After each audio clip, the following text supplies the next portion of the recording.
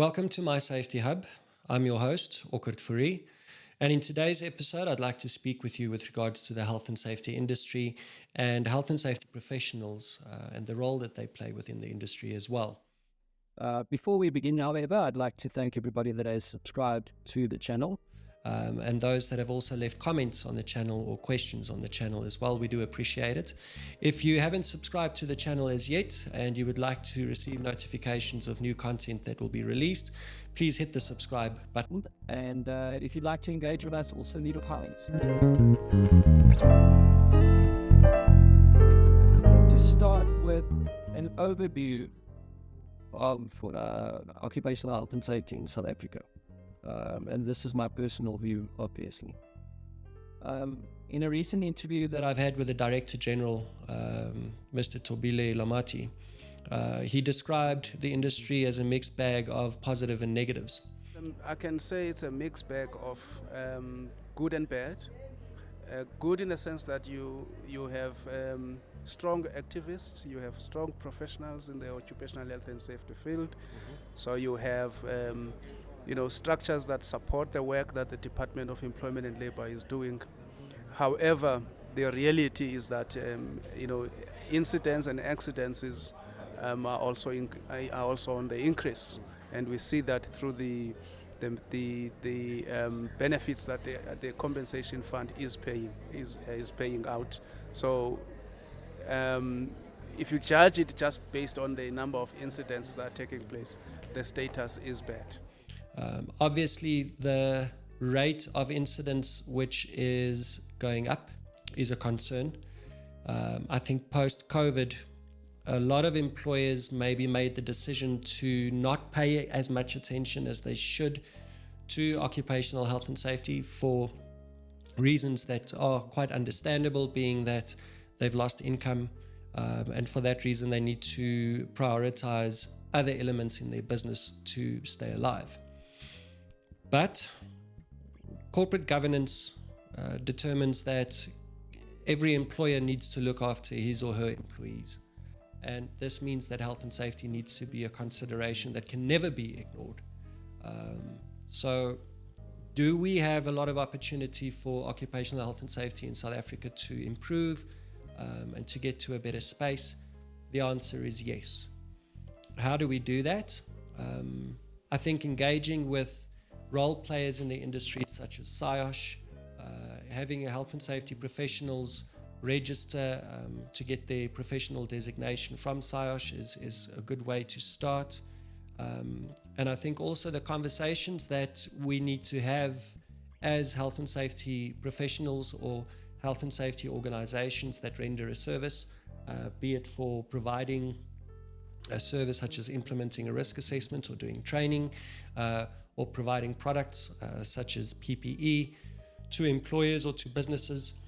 The conversations I feel need to improve, where we need to speak to each other as role players a little bit more, rather than seeing every little bit of the market as a market share that we own and that it's exclusively ours. I think if we can work better together and communicate a little bit more with each other, there's a lot that we can learn from one another. And again, this is my personal view. Everybody out there would obviously have their own views on it as well. So let's quickly look at what it is or what it takes for somebody to be a successful health and safety professional in the industry. But let's start with the personal attributes that the individual should have. To start with, I think being curious is probably the biggest thing. If you're curious enough, you won't be afraid to learn, you won't be afraid to go and look for the answer, you won't be afraid to go and say that maybe that you were wrong about a concept, because you're open for other views and other opinions as well. So being curious and being willing to learn and being willing to look at other opinions consistently throughout your career will just make you a better health and safety officer or a health and safety practitioner, whatever designation you have. That for me is probably the biggest element in being a health and safety professional in the industry. But second to that, I would then say that if you want to be a health and safety professional and be a successful health and safety professional in the industry, you need to be a person that likes people, because ultimately that's what it's about. Buildings can be rebuilt, stock can be replaced, machines can be fixed. People are not that easy to fix. If you've lost an arm, difficult to replace.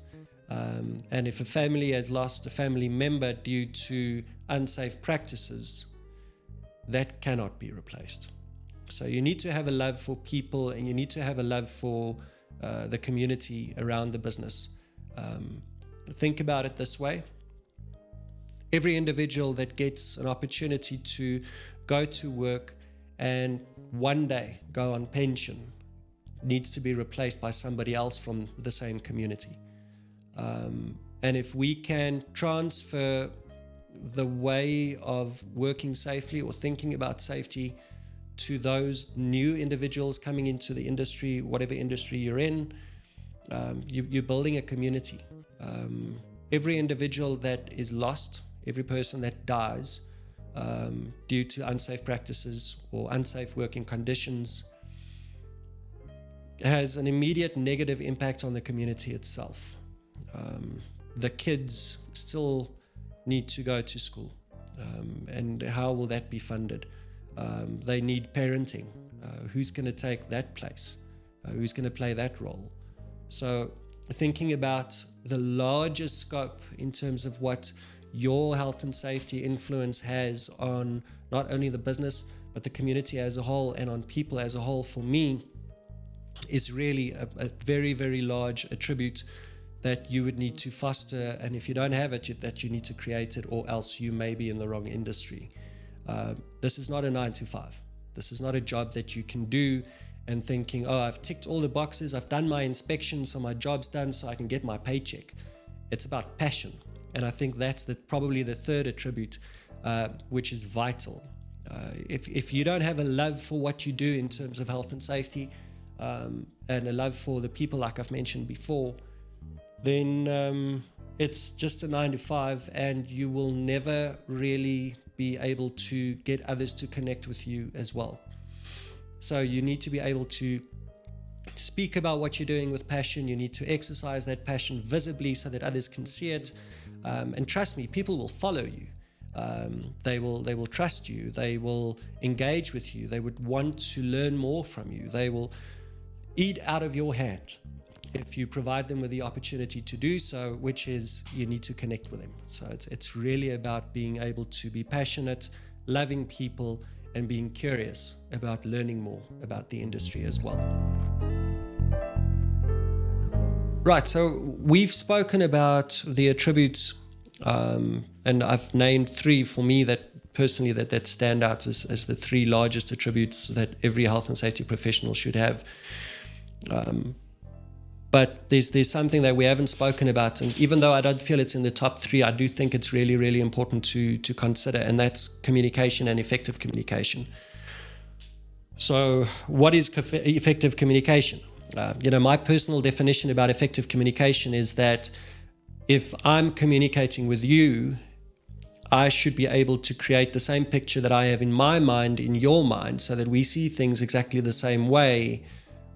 Then I've been effective in communicating with you, and I've carried over that picture to you in the right way as well. If you want to be good at what you do, and if you further than that want to go and create and foster a health and safety culture, which every health and safety professional should strive to achieve and strive to do or build, communication is key. You can't be a health and safety officer or a health and safety professional that sits in your office the whole day and you never engage with people, or you seldomly engage with people. You need to get out there. You need to get on the shop floor. You need to be visible. Purely just being present makes a difference. The way that you carry yourself with the duties that you're executing as a health and safety professional makes a huge difference on the perception of others and the way that they see you. And you can either be seen as a pain in the butt, because here comes the guy with the orange jacket and What kind of frustration is he bringing with him today? Or you can be the individual that is liked and appreciated, and you become a source of knowledge, you become a source of solutions, where people want to engage with you and they want to report near misses to you. They want to report contraventions with regards to policies or procedures to you, so that we can solve those problems. But that's up to you. That's the choice you need to make in saying, who am I in this role? And being outcomes-based, being solutions-driven, and not just a fault finder is, for me, at the center of being an effective health and safety professional out there. You will always face challenges. And what kind of challenges are there? Well, to start with, and I've mentioned this in one of our other recordings, is people. You would, as much as you love them, people will frustrate you. Unfortunately, people are sometimes lazy by nature. They look for the shortest path towards an objective. They take the shortcuts, and in that process, procedures are not followed, rules are ignored, and things go wrong. So people would be your first challenge, and making it an objective as a health and safety professional to be able to effectively work with people so that you can get them to work with you and to work with the process and to be part of the culture and to be part of the system is going to go a long way towards bridging this specific challenge. The next challenge I'd like to highlight is the business itself. Business is business. Production needs to go forward. Products need to be sold. Services need to be rendered. Or else, why is everybody here? We need to make money. We need to make profit so that we can come back the next month and the next and the next. And that's true. And without that, I don't believe that safety professionals would be employed in businesses, because the business won't exist. However, as long as we are working on whatever we're doing, selling or services that we're rendering for the purpose of purely making money and not to do things the right way for the right reason, I believe that strategy won't suit anybody in the long run. It definitely won't suit the people that's working in those businesses in the long run. And I think some of the viewers out there would probably have examples of businesses such as this. But is there an opportunity within the industry, if I'm talking about the health and safety industry as a whole, to get to a point where hopefully all employers are considering these matters a little bit more seriously? Yes.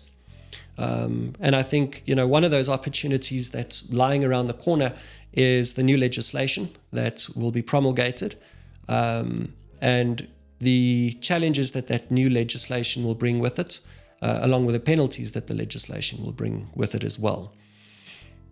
It's an opportunity. It's not a threat. It's not something that can be viewed as a negative. It's something that we need to look at and say that health and safety in the country is evolving. We're moving towards an improvement of what we want to achieve for keeping people safe. And if you look at it as an opportunity, and if you look at the possible positive outcomes that can come from it, your view just changes instantly as well. So my thoughts for the future with regards to occupational health and safety for South Africa. To start with, the role of technology is going to get larger and larger as time goes on. We've entered the realm of the AI revolution, as it's called. And we're all aware of that. And there's a lot of conversations taking place internationally on this topic as well. But AI is going to start playing a much larger role for the health and safety industry, and I believe in the near future. There's already technology available that monitors people's behaviors, that monitors the location of objects or machinery in businesses or on locations. And further to that, the compliance or non-compliance that's being monitored in this regard has a direct impact on the risk assessment as well. So yes, AI definitely for the future, I think, is going to play a very, very large role. But other things probably won't disappear, whether they are being performed by people or whether they'll be performed by machines, such as AI technology, and that's the risk assessment itself. The evaluation of risk will never disappear. It's the purpose for legislation, and that's to manage risk, to control risk, to eliminate risk, so that we don't have the incidents or the accidents that happen. So in that regard, certain aspects of the health and safety industry, I believe, will still remain as is. How they will be performed, that's a question that the future can only answer for us. But if we look at the improvement of the health and safety industry and the improvement of what we do and why we do what we do, I think if we look at the way that we've engaged with employees in the past versus the way that we're engaging with employees now to create the buy-in from them to do things the right way for the right reasons is part of the improvement that's taking place. I've said it before, we've come a long way from being told what to do because it's an instruction to be followed, towards being explained what to do because it's the right thing to do, and then getting the people to make a choice to do it for the right reasons. And that, I think, will improve as time goes on.